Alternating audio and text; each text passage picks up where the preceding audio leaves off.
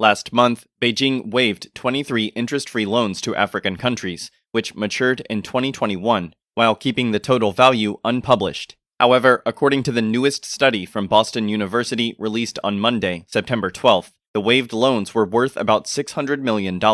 According to Reuters, a Boston University Global Development Policy Center database shows that Chinese state-run lenders pledged a total of $53.8 billion in loans to the world's poorest countries between 2000 and 2012. Hence, the waived amount only accounted for a tiny proportion of around 1.1%. The center stated, "The provision and forgiveness of interest-free loans are important diplomatic and symbolic tools in China's lending policy. The loans are more like foreign policy tools than bottom-line thinking-based financial considerations." According to African Liberty, the continent's average debt-to-GDP ratios exceeded 50% before the pandemic. The most recent Africa Economic Outlook from the African Development Bank expects Africa's debt-to-GDP ratio to be 70% this year. As of February 2022, 23 African countries were either in debt distress or at risk. Hence, the debt forgiveness from Africa's largest bilateral creditor